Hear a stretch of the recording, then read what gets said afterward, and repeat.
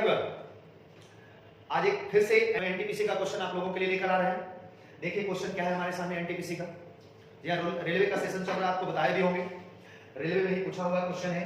NTPC में क्या है क्वेश्चन पूछा हुआ, उस पर गौर करिए। देखिए एनटीपीसी 2021 में क्वेश्चन पूछा हुआ है, पॉलिटी का क्वेश्चन है। ये बहुत ही बेहतरीन क्वेश्चन है, इससे कई सारा क्वेश्चन बनता है। आइए देखते हैं हम लोग।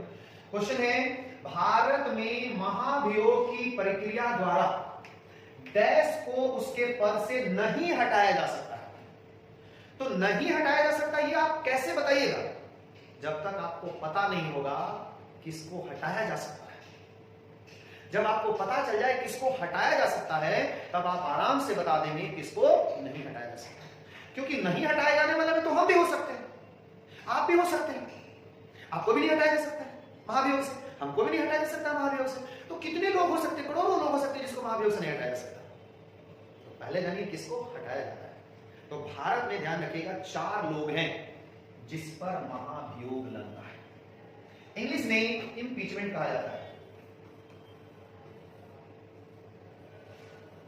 ध्यान रखिएगा, इंपीचमेंट हिंदी में महाभियोग। इसका जिक्र आर्टिकल 61 में है।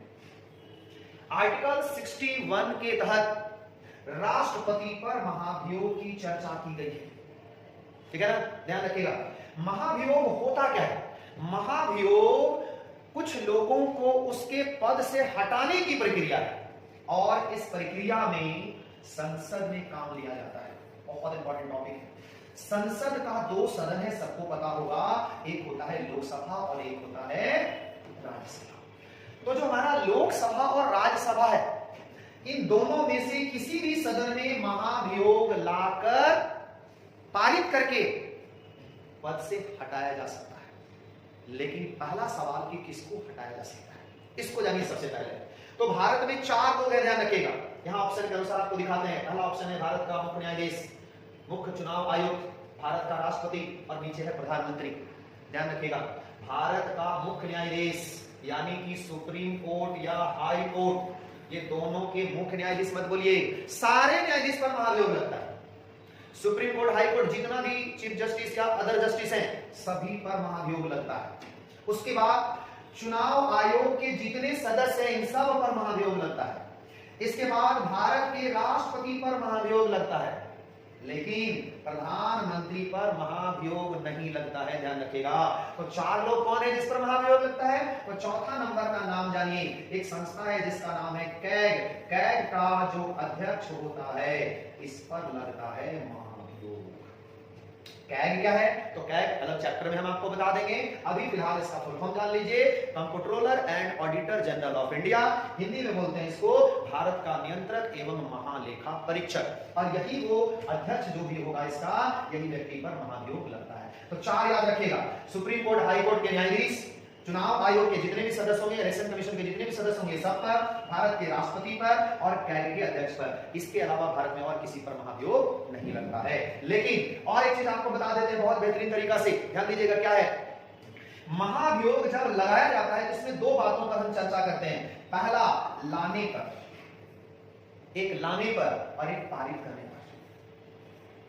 जब लाने और पारित करने की बात करें तो गौर करिएगा किन चीजों पर हम फोकस कर रहे हैं। जब कभी भी लाने की बात होगी तो क्वेश्चन पूछेगा महाभियोग कहां लाया जाता है।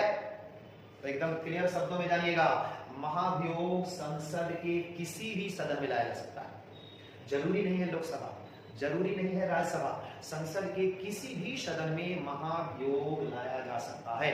लेकिन जब भी महाभियोग लाएंगे, जब भी महाभियोग लाने की बात करें, तो महाभियोग लाने के लिए जो भी सदन लाएगा उसका 25% लोगों को सहमति की जरूरत होती है। 25% लोग कहेंगे तभी महाभियोग लाया जाएगा। अभी पारित होने की बात ही नहीं हो रही है। मतलब लोकसभा का लाना चाहता है तो इसके टोटल सदस्य का 25% सहमति चाहिए। अगर राज्यसभा लाना चाहता है तो राज्यसभा के टोटल सदस्यों का 25% की सहमति चाहिए। ठीक, लेकिन आते हैं पारित करने पर। जब हम पारित करने की बात करते हैं तो पारित करने के लिए जो भी सदन पारित करेगा उसको 2/3 बहुमत से पारित करना पड़ेगा। ध्यान रखिएगा, 2/3 मेजोरिटी से पास होना चाहिए, तब जाकर महाभियोग लगता है। और दोनों सदन से पारित होगा तब। अगर किसी भी एक सदन ने फेल कर दिया मतलब महाभियोग नहीं लगेगा। दोनों सदन से जब पास हो जाएगा, लोकसभा और राज्यसभा दोनों जब पास कर लेगा तब जाकर महाभियोग पारित होगा।